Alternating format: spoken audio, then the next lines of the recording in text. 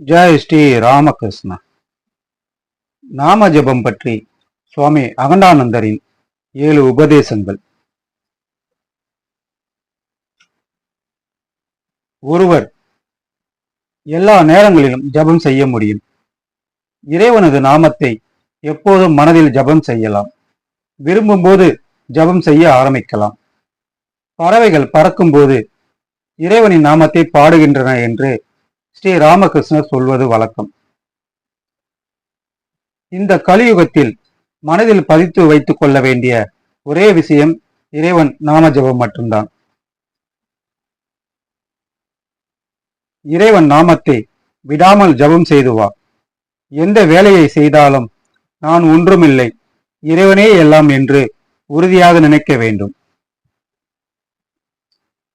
இறைவன் நாமத்தை ஜபம் செய்து வந்தால் அது ஆன்மீக வாழ்க்கையின் இறுதி நிலையாகிய பூர்ணத்துவம் பெற செய்யும்.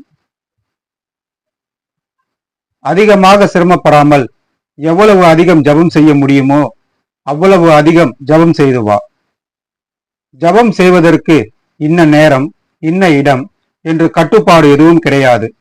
ஆனால் ஜபம் செய்வது போன்று தியானம் செய்வது அவ்வளவு எளிதல்ல. ஒரு பக்தனை குறிப்பிட்டு, அவன் இரவில் ஜபம் செய்ய விரும்புகிறான், அவ்விதம் செய்யட்டும். இடையில் தூக்கம் வந்தால் என்ன, சிறிது தூங்கட்டும். இரவில் ஜபம் செய்வதில் மிகவும் தீவிரமாக இருந்தால் எழுந்து சற்று வேகமாக நடக்கலாம்.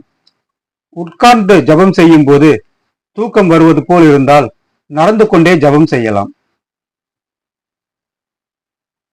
எப்போதும் பிரார்த்தனை செய்யும் மனநிலையில் இரு, அல்லது ஜபம் செய்யும் மனநிலையில் இரு.